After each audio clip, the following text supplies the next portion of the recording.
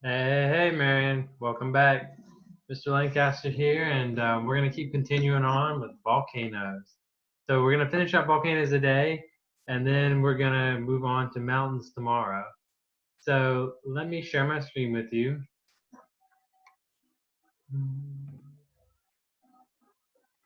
Okay, that's good. And let's share the sound. Go ahead and remember I did that and check. Yep. Okay, so last time we talked about volcanoes and we talked about whether or not a volcano had runny lava or the thick lava. Runny like lava that oozes out and is more like water, and then lava that's thicker. And I kind of thought of it more like peanut butter. It just doesn't really run that much. If it does, it's not nearly as much as the other one. So what I wanted to know was why was it like that? And you could check out this link right here I said last time, but we're going to go in here and I want to read this to you real quick because it explains it perfectly well on why some lava is different than the other lava. So we know that if it's really thick then it doesn't let all that pressure out. So then when you have a lot of pressure, it just explodes. Well, when it's thin, if it's thin like water, then even if there's a lot of pressure, it's still gonna just rise up and go away. But if it can't get out, if it's so thick, just like a cap is just too thick for water and air to get out and gas, it's not gonna get out unless it busts and pops open. Okay? So that's how the thick lava is like the cap. And then the runny lava is like the water, but it's just gonna just ooze out. Nothing's really stopping it. So let's see what makes a lava the way that it is. So some volcanoes explode with the force of an atomic bomb. Others fill rivers of gently flowing lava. What causes volcanoes to erupt? How do scientists study them? Let's explore one of the most powerful destructive volcanic eruptions in history. This is the city of St. Pierre with Mount Pelée in the distance. Pelée is the name of the volcano. More than a century ago, I'll stay here so you can get a good look at that. More than a century ago, the city of St. Pierre was known as the Paris of Caribbean. That's figurative language for it's basically the place to be. It's the cool place to be. It's like the hot spot of the Caribbean because most people think of Paris as like the big place to go. So located on the island of Martinique, Saint Pierre was a center of trade in rum, sugar, cocoa, and coffee. Its boulevards were lined with beautiful homes and shops. Boulevards basically mean just roads. So this is where the Caribbean Sea is. So this is the United States right here. All right. This is South America where like Mexico and stuff is. And then we are here. Okay. Or I'm sorry. Um, yeah, sorry. This is North America and that's South. But Caribbeans are right here. Anyway. And then it zoomed in right here, and this is where the Caribbean Sea is. This is Florida. So Florida is right here. That's where it comes out.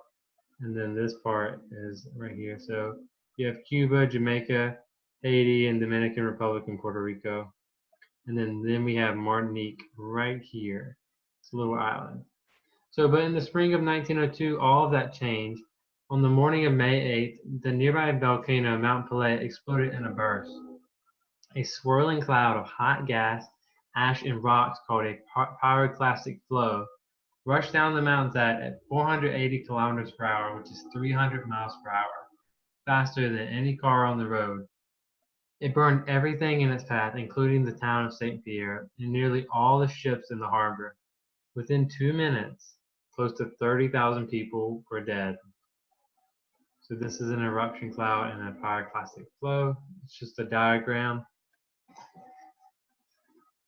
Whew, it's really sad. It's a lot of people. That's so many people. That's basically all of Marion. Marion has about 35,000 people. or I think 41,000, but it's almost all of Marion. I mean, not Marion, McDowell County, which has Marion in it. So how does subduction cause volcanoes to form? So this is what happens. You have the continental plate, and then you have the oceanic plate. Basically, these plates are different because oceans, they're way lower, because the whole reason there's an ocean is because it's like a really big hole almost. So you have this, and then if you have a pool at your house, it has to drop down for it to hold the water. So the ocean is like that. And you have your plate way down here, and then you have your continental plate right here, and this is kind of like the wall here from here to here. And then you have your ocean floor right here, and then there's water all right here.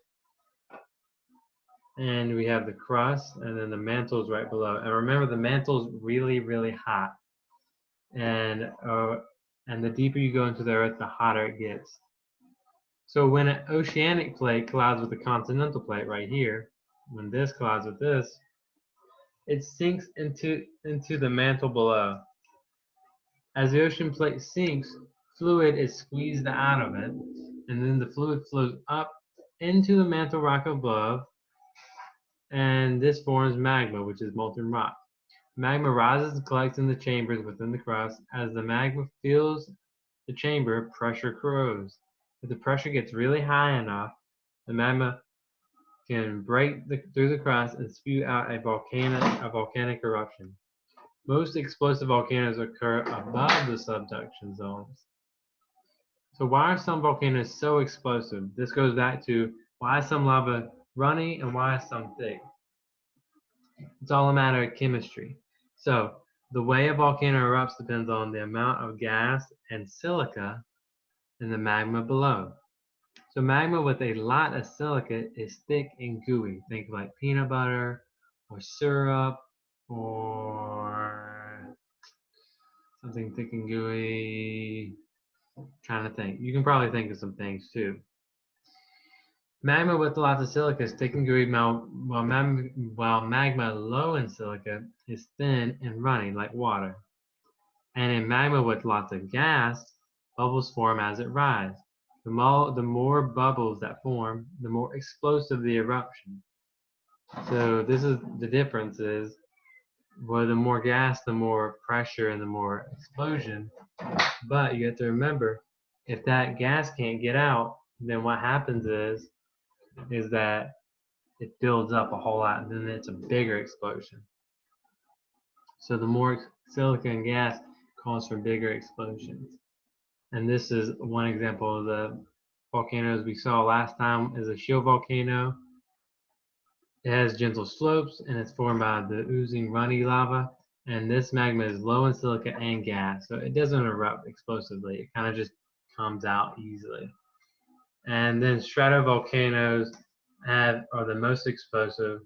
They blow huge columns of gas and ash into the air that collapse in hot, fast-moving clouds called pyroclastic flows, just like Mount Pelée. So cinder cones, they accumulate around the vent in a cone shape. The lava is low in silica, so the lava is runny, but high gas makes for explosive eruptions that send it flying.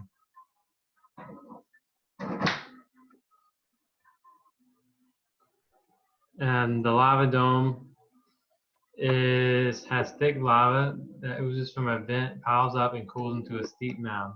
The lava is thick because it's high in silica, and it oozes instead of explodes because it's low in gas. Sometimes lava domes form after an explosive eruption. So even if the lava is runny, it still can explode pretty hard, but if it's thick, it would make it explode even harder than that. But it's mainly the gas that makes it explode. Or it is all the gas, but it's just when you have a lot of pressure, it can go like that. So how do scientists study volcanoes? There's over 1,500 volcanoes in the world that are active, and about 20 of them are erupting right now. And they want to find out if magma is rising beneath it volcano, a sign that it could erupt. The goal: reduce the risk to humans who live near them. So this is some cool stuff, but I want to stop right here. And I wanted to read you the article real quick on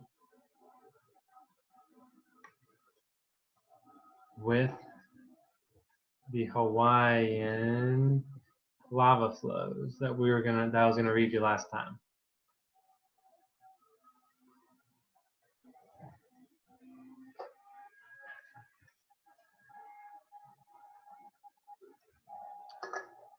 Okay, Sprite. I love Sprite.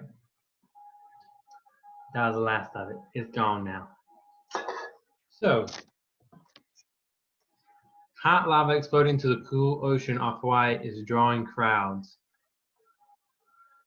So this is a photo from January 29th, 2017, and it's pouring out of a tube on the sea cliff at the Kamokuna Ocean Entry at Hawaii Volcanoes National Park on the Big Island of Hawaii.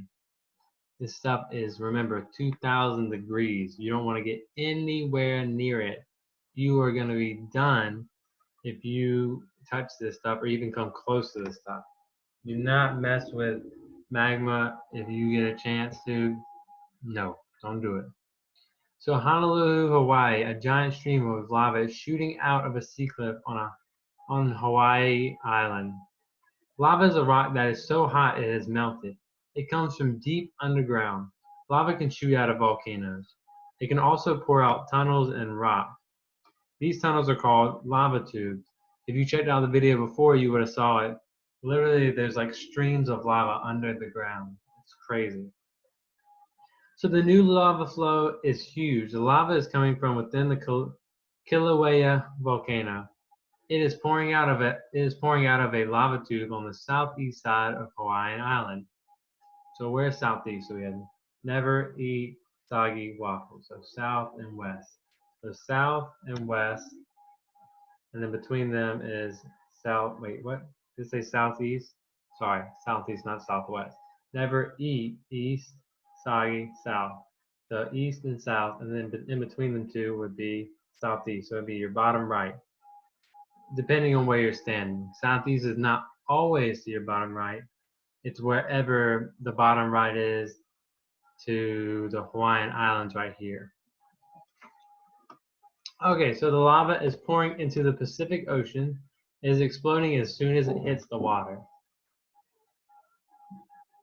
The lava began flowing out after part of the cliff broke off. The huge piece fell into the ocean. A lava tube was then exposed before it had ended underground, from a drizzle to a firehouse.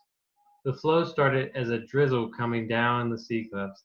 Now it is getting stronger. The lava is arching up into the air like water from a fire hose.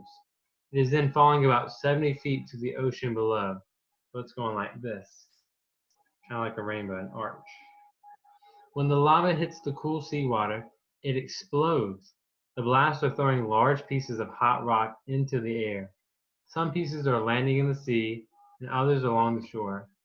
Boat captains are constantly watching the cliffs to keep their passengers safe, said boat owner Shane Turpin. We're always watching for what the cliff is doing. Is it moving? Are the rocks rolling down the cliff? Super hot steam is also dangerous. Flying rocks are not the only danger. The lava flow is also causing super hot steam. The steam is filled with tiny pieces of glass. Turpin said the flow is the biggest he has ever seen. He's been watching lava flows for over 30 years. Lava flows are common in Hawaii because they're the youngest and the most active volcanoes in the world. Many visitors to the island are hoping to see the new lava flow. Going to the edge of the cliff is not safe. Some people are doing it anyway. That's not smart. They definitely shouldn't do that. Some people think nothing's going to happen to them, but hey, that's how it is sometimes. They're stepping over the ropes to put up to keep them back. The people are putting up ropes, and then the people are going over the ropes. One danger is that the edge of the cliff could break off again. The cliff has a long crack in it.